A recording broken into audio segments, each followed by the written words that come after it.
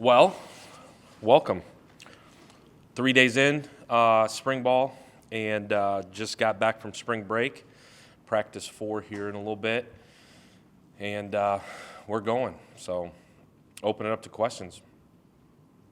What did you do during spring break? What did I do during spring break? Well, we closed on a house here, so officially a Floridian, back to being a Floridian, so that's exciting. A little bit of family time, Universal Studios for a couple days. Yankees game, which I know that was a hot topic, but I did grow up in New York and am a Yankees fan, and that's okay. Open to getting recruited to be a Rays fan as well. I don't know how that'll work. And then spent a couple days in Anna Maria with the family and got done Saturday, Sunday, got ready to plug back here, so. Have a week and then a spring break? Does that work well with you? Just kind of getting up to speed again with practices? What's it like to kind of have that little interruption? Break. Or maybe that's difficult at all schools, spring break? Yeah, I don't know that optimally you would want to do it that way. I think the way it worked out with the way our calendar fell with us getting back, being able to get a full 8 weeks of winter workouts with strength, and then being able to be done by the time evaluation period starts, the portal window opens. The way it timed up, it worked out for us to get 3 in, go to spring break. It'll be interesting to see how it is today with the guys. I think we trained about as hard as you can train through the first 8 weeks and the first week of spring ball, so I think that week off is good physically for them. I think in a lot of ways good mentally for them as well. They seem to be really energized back in the team meeting on Sunday, back to meetings yesterday and this morning. They seem to be re-energized, refreshed. So we'll evaluate it like we evaluate everything else at the end and see if that is the way to go. But I think a lot of it is determined by calendars. The other option would be to have started this week and go 4 days a week. I don't know if in year one you want to go 4 days. You want a day in between, just from a mental learning standpoint. That time off in between is huge for the guys to bounce back. I think you may have just answered this. How pleased have you been with the pace that first week of spring ball? Pace in terms of urgency or pace in terms of the offense? The practices were, how they went from one station to the next. Yeah, really pleased. I think the intent at which we're practicing, just like I thought the intent at which we prepared in the winter was pretty good. I wouldn't say to the standard at which you want. I think we're going to continuously strain to get to the standard at what we want. But the energy and being intentional in what we're trying to do are the two biggest things we're coaching. I think those have been pretty good. The standard at which we have to play, certainly not anywhere near it. My only ask of our team, just like the entirety of our program, is just continue to get better. Don't make the same mistake twice, and continue to get better every single day. We're just attacking so many different things within the walls of our program, and when I tell you we're attacking every single thing, we're reteaching what it is to be a college football player at this level. We're reteaching what it is to be a student athlete. We're reteaching how you wake up, how you come in, hydration testing every morning to make sure we're hydrated, to showing up to meals on time, the accountability factor of eating, what my locker looks like, how I treat my teammates, how I respond to questions, to us, what we wear when we show up to workouts, what we wear on a football field, how we handle everything on a football field. Like, when I tell you teaching every single aspect of our program, we are teaching every aspect of our program. There's no stone left unturned. There's a huge accountability factor. And that doesn't mean that it's rule with an iron fist. That means that we are doing what we're meant to do, which is teach, hold guys accountable, continue to teach. And I said it from day one, but everything we do within the walls of our program, there's a standard. There's a standard to every single part of our program.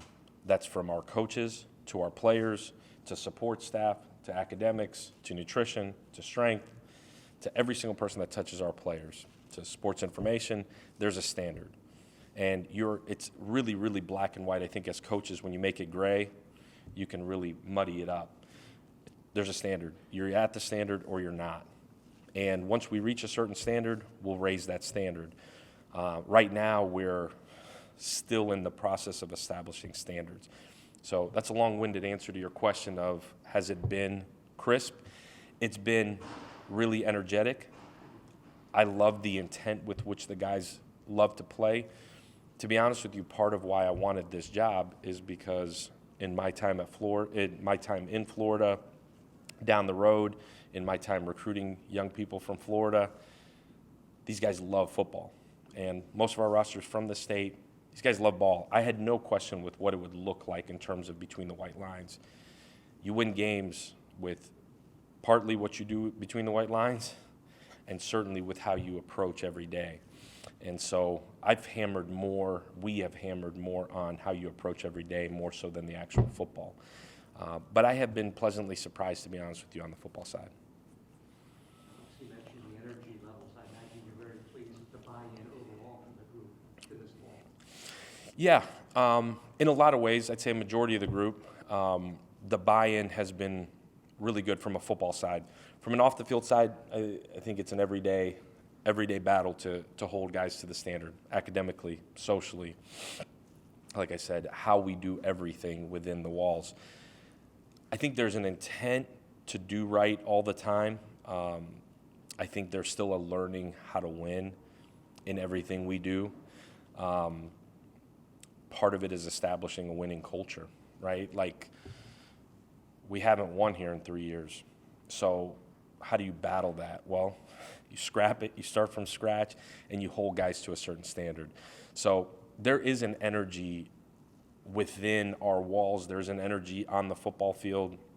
There is an energy. Now there's an execution part of it as well, right? Like, for them to be able to go and execute in football, in life, academically, socially, spiritually, all of it, that's the part that you're continuing to plug on. But in terms of energy, in terms of loving football, in terms of being out there and being coachable, I've been super, super pleased. And some of those principles that you're instituting here, I imagine there's some things you've taken from coaches you've worked with in the past at the collegiate level, and would that be accurate to say? Yeah, I mean, we're all creatures of what we've learned. We're growing as people, as coaches. I'm growing every day too. I'm learning and making mistakes and growing.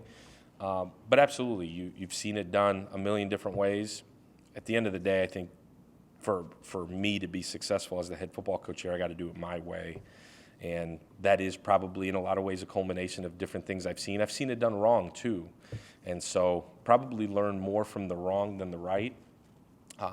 But certainly it has to be your way. I think when you try to do it somebody else's way, or you try to replicate somebody else's plan, that's where you screw up because you don't have all the answers to the plan.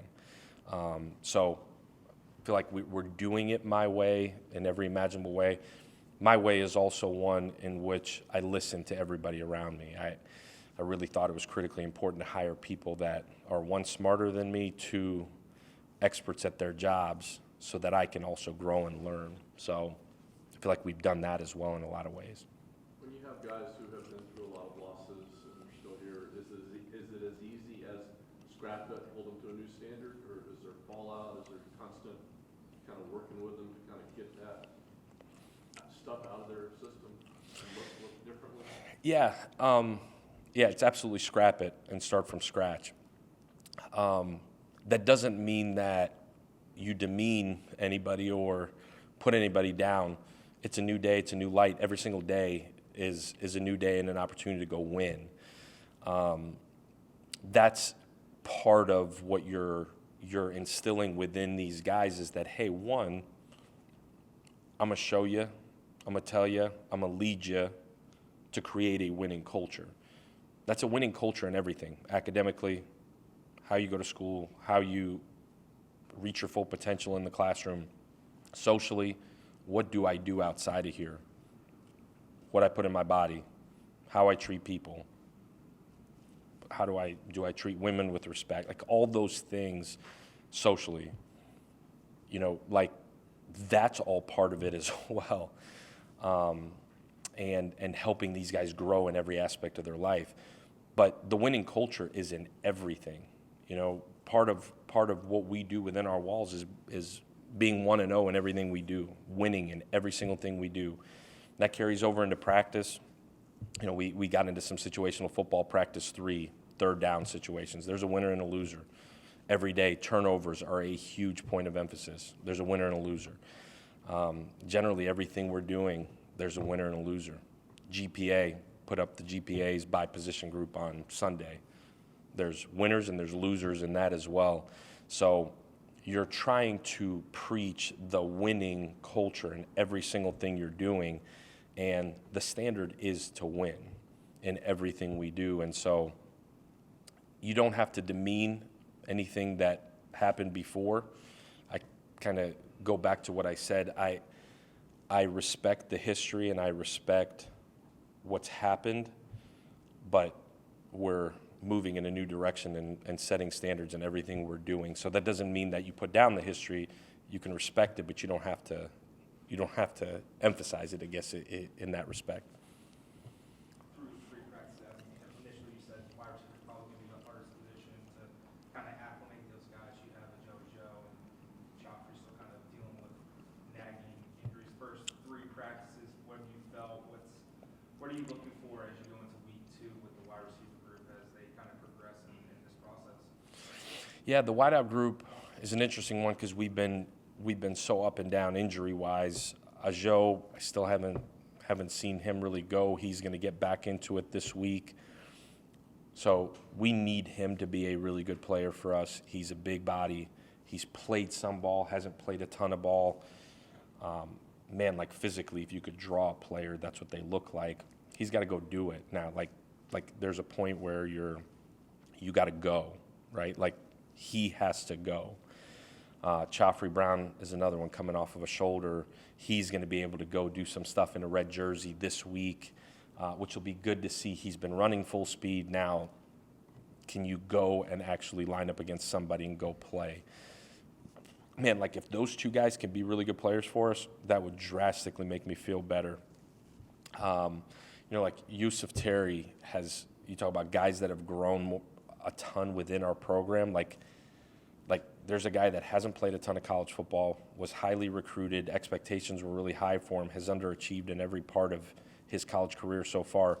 Through 3 practices, he's like one of my favorite guys out there. Energy, focus, locked in, like he could be a dude for us. He's got to continue to grow and continue to put days together, but he's a guy that, we talk about drawing a line in the sand and saying, all right, enough's enough. I'm going to be really, really good at my craft. He is one that's really, like, that guy lives up here. That's all he does is sits here, does football, school, and that's it. You get 120 guys like that, you got a shot to go win football games. So 3 months ago, I wouldn't have said, hey, do like Yusuf is doing. And right now I'm saying do like Yusuf is doing. So he's been a pleasant surprise. Naeem Simmons and like for new guys that have come in here, Naeem, through 2 days, he was trying to figure out if he could really fit in here. Day 3, he just went and played, and I thought he had the best day he's had since he's been here. Like Sean Atkins has been really, really steady for us. I've been really, really excited about him. He's a guy, you talk about guys coming back that have played. He's one of the very few that has. And he's played like that. He's practiced like that. Seth Jones has been kind of up and down, but he's a guy that when it flashes really, really, really well, you could tell he's a real guy. He's still learning the system, and he's got to grow, and the next 12 days for him are absolutely monumental. So, like Javon Thomas, from day 1 to day 2 to day 3 has really grown. That's really the key is can you not make the same mistake twice and continue to grow within the system. But we're still really, really light there, where with Ajo and Joffrey being out, you feel like, man, oh man, like we got a lot of work ahead of us in the transfer portal here. But those two guys coming back, you feel like, all right, we've got some depth. Like it's very up and down. So I'm excited as those guys get back. I'm excited to see what it looks like here in the next 2-3 weeks. I'm really excited about the freshmen coming in. I feel like we've got 3 guys coming in that are prototypical what we want in this offense. Guys that can run with length on the outside, and a young guy in the slot that just ran in the 10-4s last week. So I'm excited about those guys. When you add them all together and when we get healthy there, I think we can be a really good receiver group. But that's yet to be seen, and those guys get challenged every single day. You guys go pads this week? Will we be in pads this week? Yes, sir. We'll be in just shells today. We'll be full pads on Thursday with a little bit of tackle, red zone work, but it'll be the first time we actually tackle some. And then Saturday we'll be back in shells. So that'll be through 6 practices, and then practice 9 a week from Saturday will be our first scrimmage. We're going to speak to Matthew and Jaden Curry. I wonder if you could just speak about each of those guys and how they're working with the secondary group as a whole. Yeah, Matthew, we've been excited. You know, he's a young guy that's played a bunch of college ball, sitting there in the back. He's continuing to grow within the defensive scheme. Big, long guy that covers a bunch of ground, played on both sides of the ball. I think really football smart. Really excited to see him grow within the system. And then Curry is another guy that through the winter, I thought with his leadership and who he's growing to become and accepting a leadership role, been really proud of where he is and playing at a really high level too. I think that whole defensive group, you know, you couldn't find a more suited person to come in here and lead that group than Coach Orlando, because as for every time I've stood in front of you guys, it's been, man, defense wasn't good here a year ago. How do you fix it? Well, guys like Matthew and Curry and a guy like Coach Orlando and that group of coaches leading those guys, you talk about a group of guys that don't care what's happened here in the past and have completely scrapped it and have just looked at what's going on the next day forward. And I'm so excited with where that group is going. They're practicing with an energy. They play really hard. They run to the football. They've caused a bunch of turnovers. I've been really excited with certainly the back end and what those guys are doing on that side of the ball. With what did happen in the past, and I know you scrap it and move on, but is there a discuss among the group that's like, we're not letting this happen again, this kind of stuff? No, move it in one direction. That's to be the best version of us. And the standard is really, really simple. Standard is to win and be the best defense in the country. And until we get to that standard, we're going to keep working, and when we get there, we're going to try to raise it. A couple of guys really impressed you from a leadership perspective, because maybe guys that are helping the younger players understand the message that you and the staff are putting forth, building that standard. So maybe you need a couple of veteran guys to be a conduit, so to speak. Yeah, I said it the first day I got here, and I tell the guys, they can attest to this every single day in the team meetings, that the leadership part of our program is monumental for us to ever take a step. For the first 3 months we were here, in a lot of ways, it's been the coaches leading. And I imagine for the next year, that's how it'll be. When it becomes player-led, that's when the program will flip. All elite programs are driven by player-driven leadership. You got to have strong leadership at the coaching spots. You got to have a strong head coach and all those things. But when it becomes player-driven, when that locker room is run by the players and they hold each other to a standard, that's the definition of a winning culture. And we're nowhere near that. But we are taking steps, and we're getting better in that every day. Individually, some guys that have stood out. Curry's been one, certainly a leader by example. I think defensively, Rashad Cheney, in a lot of ways, has taken it and has grown so much. You know, he hasn't practiced yet. I think it's hard when you're not practicing. But he's about the most energized and in-tune guy at practice for a guy that's not practicing as I've been around. He's played a bunch of college football. He was playing his best football of his career when he got hurt a year ago. he is super invested right now, and he's been incredible from a leadership standpoint. On the offensive side, another guy that hasn't really been practicing is Gary Bohannon has done a phenomenal job, both vocally and, I mean, he takes every rep. He just has not thrown a football yet in terms of stands behind, goes through every rep mentally, physically, just doesn't throw the football, but he literally takes every single rep from behind the line. Byron Brown, I think, has done a really good job leading. Again, a young guy that hasn't played a ton. I think as soon as he figured out, like, all right, I fit, I can play here, I can be successful here. He's also earned the right to lead by the way he's prepared. Been really impressed. I mentioned Terry has led it by example in a lot of ways. Donovan Jennings has done a good job. He has practiced now more and more as it's gone, coming off the ankle. He's done a good job leading both vocally and by example, but we certainly need more. That's something that I think as guys get comfortable in their roles, they can then lead. But those are the guys that have kind of stood out to me. And us as coaches, we have tried to empower guys. You got to be careful, too, who you empower until you really get to know what the DNA is of these guys. So we've empowered them all. We've been really, really smart about who we're really pointing our finger to. Like defensively, Nick Baggs is another guy that stood out in terms of a guy that's really led by example in a lot of ways. But we got to continue to grow there. That's huge. And that's a huge point of emphasis right now, but it's going to continue to be a huge point of emphasis this summer. Coaches are always worried with spring break. You don't see the players came back healthy, no freak injuries, no one blew an ACL playing basketball or anything like that. No blown ACLs playing basketball.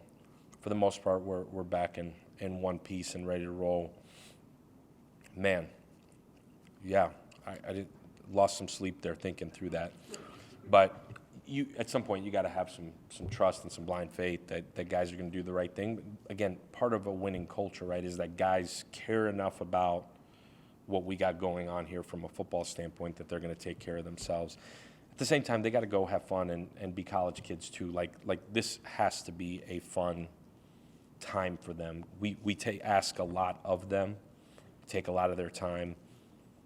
For them to go have a week and get their mind off of it a little bit, I don't think there's anything wrong with either. But yeah, at least not that I know of, no freak ACL basketball injuries.